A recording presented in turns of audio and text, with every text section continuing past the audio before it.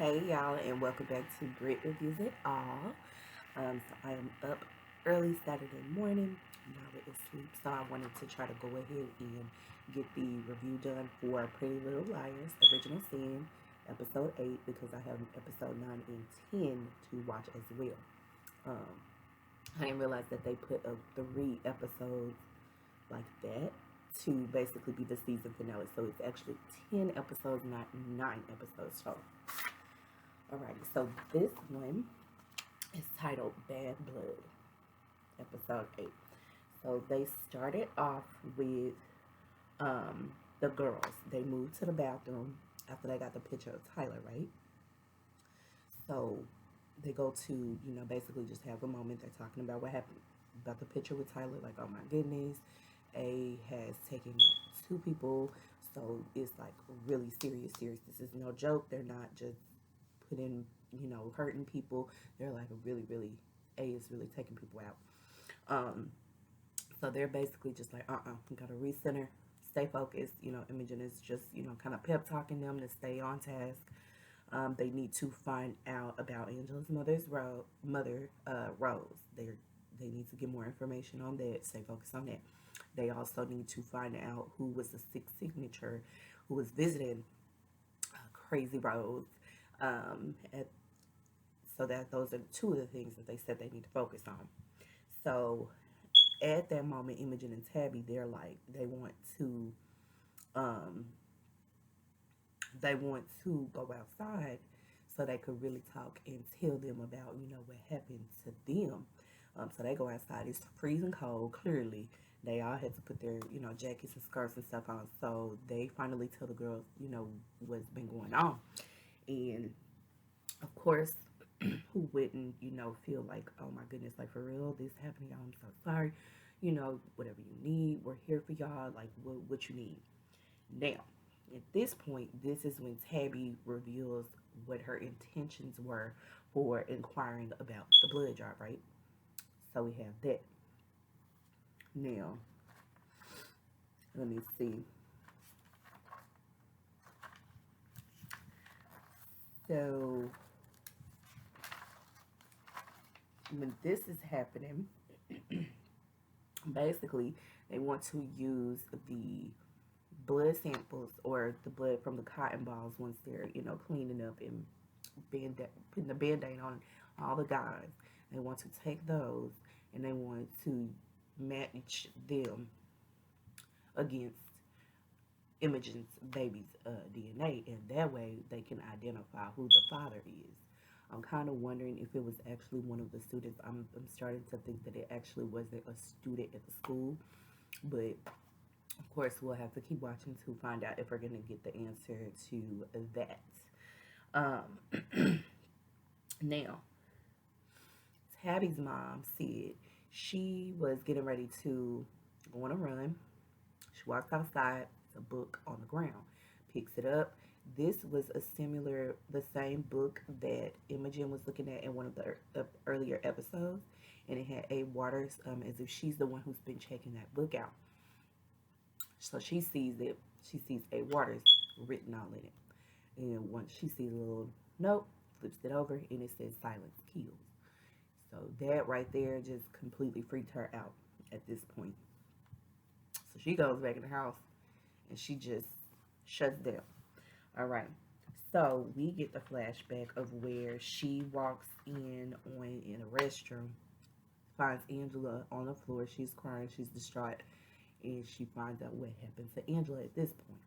Now, Sid goes back to go tell the girls, like, hey, y'all know, like, something really, really, really happened to, something really happened to Angela. And they cut the scene right there, so we didn't get the full conversation. Right. Now, they move on. We have Imogen and Tabby. They go back to go visit Crazy Joe again. And to just ask him more questions. She asked about the sixth signature, and he just, like, his whole face was just not interested in the conversation. He looked a little bit aggravated, irritated, whatever you want to call it. And basically it starts to get snappy. And he's like, no, I don't want no money. And Emma just like, wait a minute. So you actually sent us to Rosewood, thinking that we were not gonna find any type of information, but you're looking at us crazy because we actually ended up getting some real information. Because she mentioned about what happened to Angela, and he was just like, "Who told you that?" So at this point, he's just like, "Okay, you need to drop this before." Wait, yeah, he said you need to drop this, or this is gonna be very bad for you. He basically gets real crazy with them, hence the name Crazy Joe, and ends up running them off. So they leave. And Tabby, the one who was actually trying to basically pull the Imogen, like, girl, come on, we need to get out of here. Like, this man is cuckoo. Um, Now, we have Noah. She goes home. She goes to tell her mom about what happened with Imogen and Tabby because, of course, her intention was to ask her mom for help, which her mother agreed, thank goodness.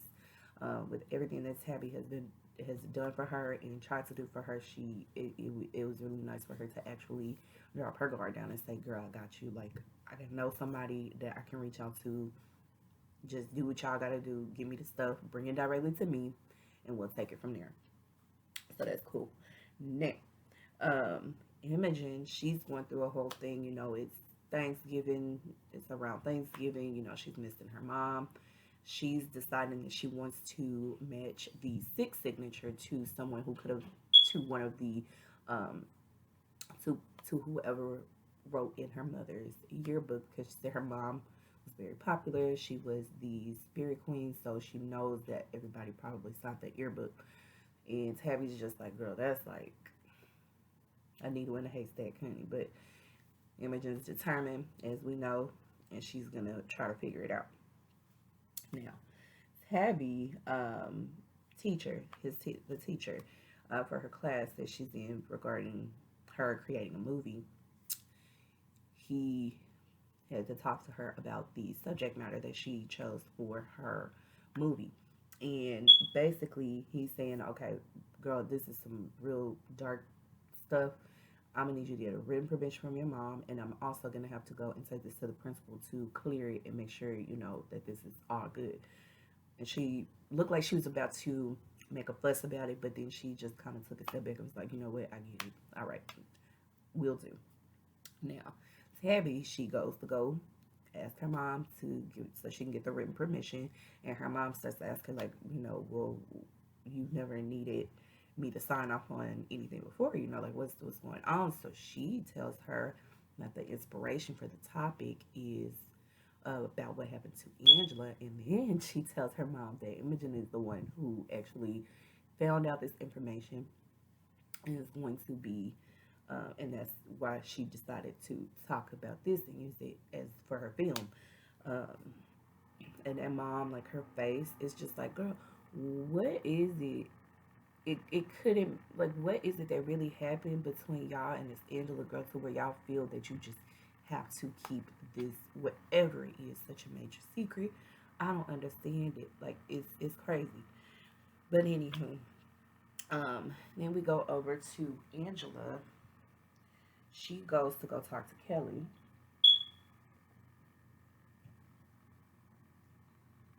And Kelly, she assists with in the nurse's office. So she knows, okay, she needs to go talk to Kelly. She needs to get Kelly to help them, all of them, get in to help volunteer for the blood drive, which she uses that to her advantage because she's just like Kelly, like she told her everything about what happened to her.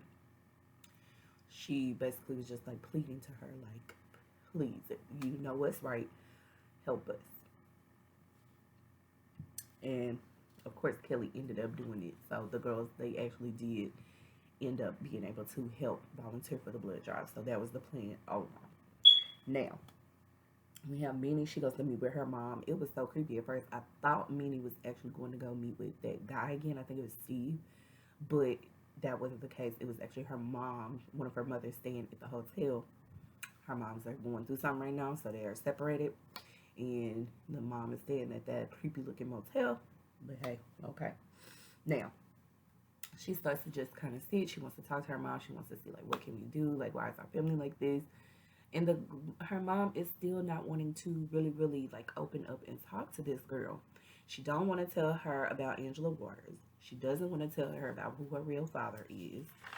So In true fashion, Minnie, she goes to go do some digging. So she looks like she broke into their business because that wasn't their house. Couldn't have been with the way they looked. It looked like some place that they work. Mind you, the whole time that she's breaking into this place, I'm kind of like, okay, here we go again. Y'all going out on your own. You know that A is out here. You know that A did something to Tyler. You don't know for sure that A did something to Imogen's mother, but I mean, y'all keep going into these creepy dark places by yourself and just going off by yourself. Like, come on. Anyway, she goes in there. She finds her birth certificate. That's what she was looking for, and she sees a man's name wrote on the birth certificate. I'm wondering if this is actually her true, real father, or was it just a friend of the mother who put his name on the birth certificate? I'm kind of questioning that, but of course, we will find out more. Now, let's see. Tabby, she sits and she meets with the principal, and he's basically just like, no, I cannot allow you to use this topic to I cannot approve for you to do this. Um, which I do understand why, because you have other students to think about. They may go and complain to their parents, and it could cause a whole nother situation. So with schools, they do have to be careful about what they show. Um, but with the intention behind it, I get why Tabby was very upset about it. Um, she does end up going to, because she had ended up, she's back at work at the movie theater, and Wes basically kind of was checking on her, and she was just very just down and whatnot. And he basically ended up telling her, like, girl, shoot your movie and forget what they say. You really need to do this, shoot two movies. Do the one that you want to do and do the one that you need to do to fulfill your assignment. But like he said, the one that you want to do, that's the one that's going to get you into the film school that you're wanting to go to. So just do it. And I was just like, okay, Wes, like, finally we don't get a creepy moment from you, and you actually genuinely gave that girl some good advice. So point for Wes. Um, going back to the whole thing with the principal and everything, I'm kind of wondering if he actually knows more about that culture, that put an R in front of it, a culture within the jocks at the school, and the young ladies. I'm wondering if he actually knows more information about that, and he's choosing to ignore it. So we're gonna put a pin on that. All right, now Imogen, she ends up inviting Chip because to go to the soup kitchen to volunteer. Imogen said she and her mom, that was a tradition of theirs. Um, Chip originally invited Imogen to go to come with his family for Thanksgiving. She's like, no, Tabby's mom has already said she's gonna cook for Thanksgiving, so but you can come and do this with me. And he was more than excited to go and do something with Imogen and spend time with her. So I think that was really cute. Yes. Um, and let me see. Then we have Noah. She's telling her boyfriend, I can't think of his name right now. I'm so bad with the guys' names. Oh my goodness. So she tells him about everything, and he's basically first of all, he doesn't think that the guys would do anything like that to the girls. Um, as jockey as they are, he's like, no, they would never do that. But I don't know, something is a little off with her boyfriend. He might be involved in that stuff as well, more than we know, but we're gonna find out.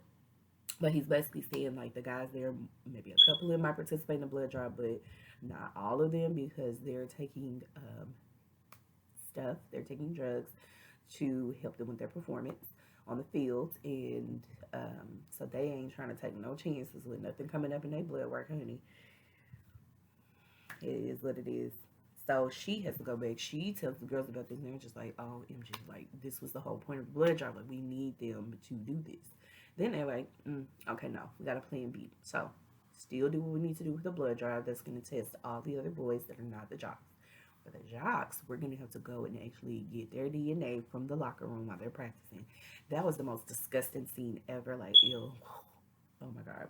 Anyway, now, the parents, they all meet up. Sid is the head of the meeting, And she's basically saying, like, hey, the girls, they're getting more information. They know about what happened to Angela. And, of course, Farron's mom is like, well, Tabby and Imogen, is they are the head, honey. And they staying here with you. And you need to do some digging. And she's just very apprehensive about it. Don't want to really invade her daughter's privacy. But, boo, you pay the bills. That's your house. You know something is going on with your girl, with your daughter. Go in that room and get the looking around. However, like I said, and again, what is it that y'all are keeping a secret about? Like, for real. What are y'all hiding? Because y'all only telling like little bits and fragments of stuff, but it's a bigger thing that they're not saying and they're not sharing. But anyway, we have Minnie. It's Thanksgiving Day. She decides, I believe it's Thanksgiving Day, I think. If I'm not mistaken, it is. She wants to go and meet her real dad, whose name is on her birth certificate. So she looks him up, finds where he is. This girl, she goes, I'll go ahead and talk about it. So this girl, she meets with the dad. Well, she goes to his front door, has on this Girl Scout little outfit with some Girl Scout cookies, pretending like she's selling cookies. The man comes to the door like, and she's like, you know who I am? And she calls him dad in front of this little girl. And I'm like, okay, Minnie, no, that's not how you do that. You went about that the wrong way, honey. And this man literally was just like frozen. He was just like, no, like, what are you doing here? What do you want? He basically shuts her down, closes the door in her face, and didn't even buy the cookies. Like, you could at least buy the cookies. Ugh. Anyway, but so that was what happened with that particular thing, because they were jumping back and forth between all of the girls, pretty much. Now, Imogen and Chip, they're at the soup kitchen, just having a good time, enjoying volunteering. And Imogen, she sees something that happens with some of the people that were there, and she gets a flashback where her mom seemed very like off, and she went to go sit down and talk to this older looking lady, and then she starts to piece two and two together, like, OMG, that was more than likely Rose Waters, and she's possibly still here in freaking Millwood. Um, Apparently, when they closed down the crazy house, um, Rose obviously must have came directly to Millwood, came back home. So she just has that realization, like, oh, you know what? I probably have seen this lady already. Now, Imogen is talking to Tabby about this at Tabby's house in her bedroom. And the mom, she's walking around, laundry basket. She kind of overhears what they're in there talking about. I was like, oh Lord, here we go. But again, how is she gonna know what they know? They're barely sharing information. They're not talking to the parents because the parents are not willing to open up and tell them what they really know about Angela Waters. Now we have the blood drive. It does happen. Everything goes smoothly. They get the cotton balls. They pass everything off to Noah's mom. In the midst of all of the blood drive going on, Imogen finds a way to go back to the nurse's office. She looks up in the Waters residence through Angela's name, gets the address. All right, so hold that. So we know she did that. Now, like I said, they gave everything to Noah's mom. So now they have to wait for her to go take it to her friend, get that processed, and they have to wait for the results, which could be up to 2 weeks. So now they are playing the waiting game at this point. Um, Now the girls are out, they're talking, they're sitting down, just catching up, and parents just like, you know what? I've had a you know what kind of day. We're waiting on these test results. Can we just have a night off of not thinking about the mess, the drama, no nothing? She convinces the girls to go out to this club that does an ID. You know what? That's pretty cool to see them just have a regular teenager moment. So they all go out to the club, girls only. Even with Kelly, she was there as well. And they basically like, and they just have a moment. And Tabby's like, oh, Kelly Beasley, welcome to the Losers Club. You know, and I'm just like, Kelly looked like she was actually happy for a second. And I'm like, did she never have any friends? Like when Karen was alive, it was literally just her and Karen only. She never actually had a girl group of friends.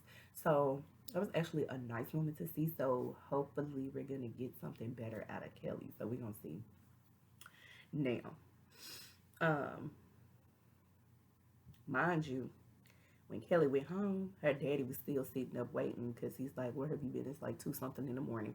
And then she looks at him like, "Who are you questioning?" You're like, "Where you been all night?"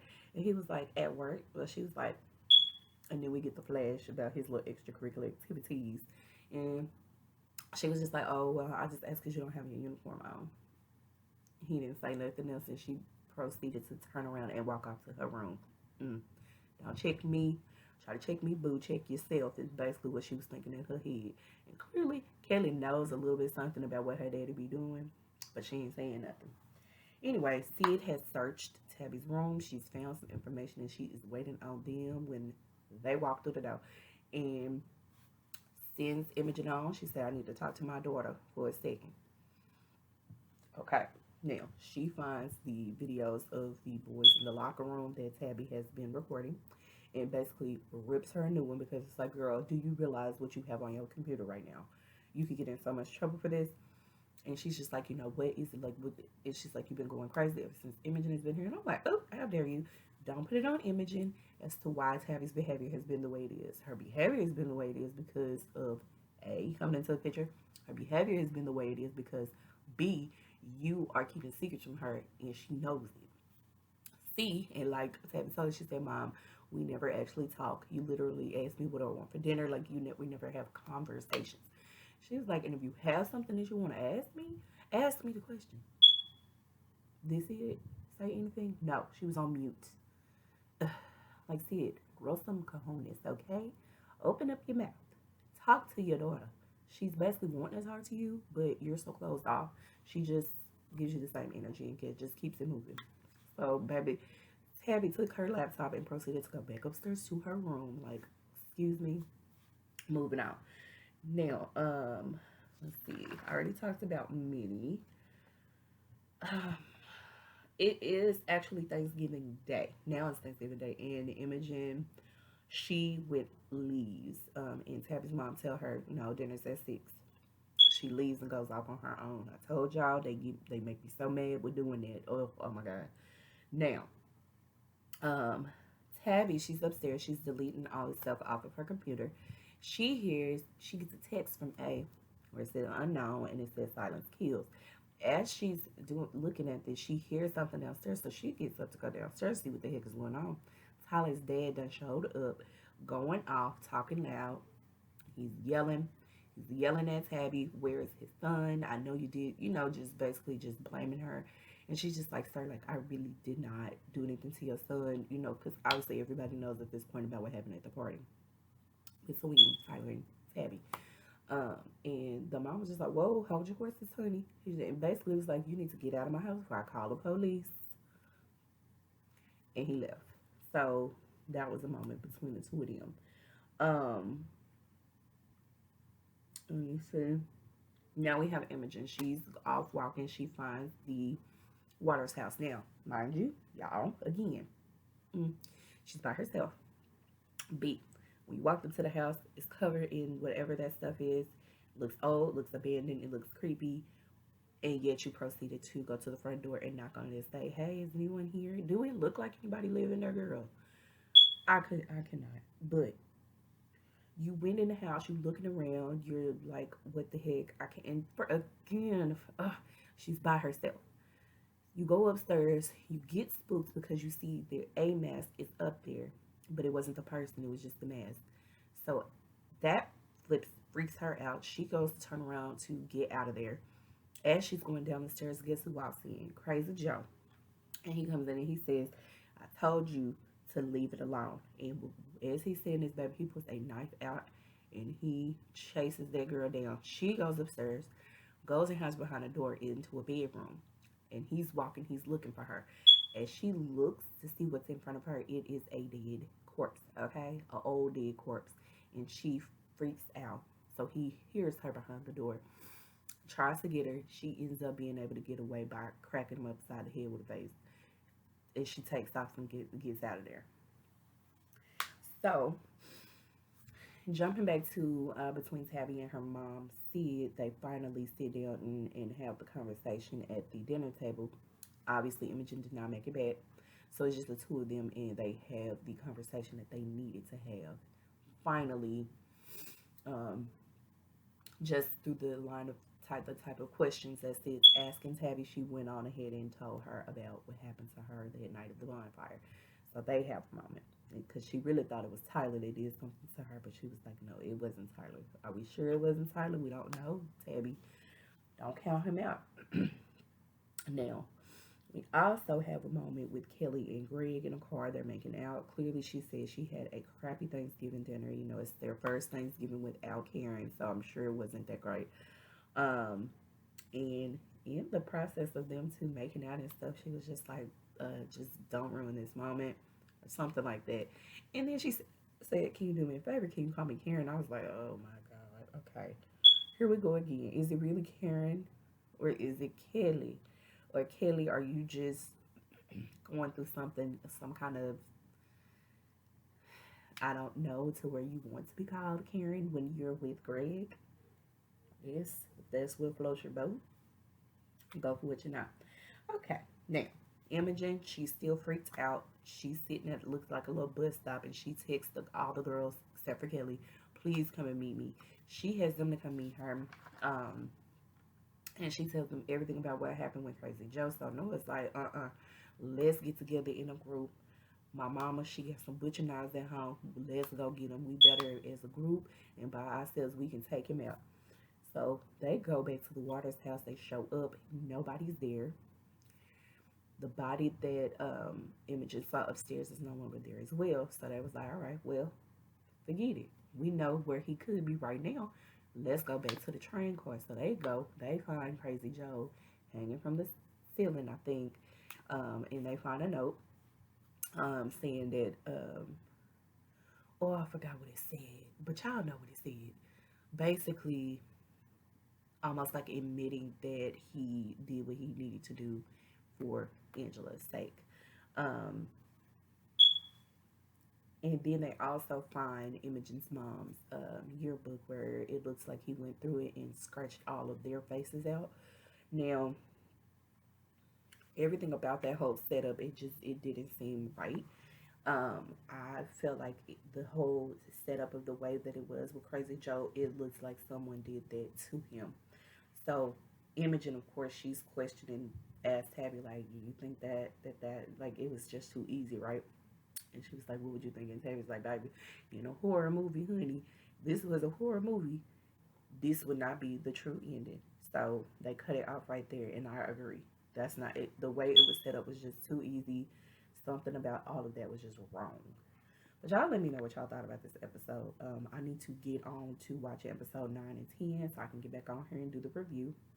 Let me know what y'all thought about this episode. It wasn't really like action packed, except for just basically kind of giving us details, more information. But I really want to see, are these parents really going to come forth and tell us exactly what's been going on and what they know for real of what happened? Like, what is their connection to Angela? But like, comment, subscribe, hit the notification bell button, and you'll be notified when I post another video. Y'all see my Monster High shirt? Okay, I love my graphic tees. But thank you for watching and have a good day, y'all. Bye.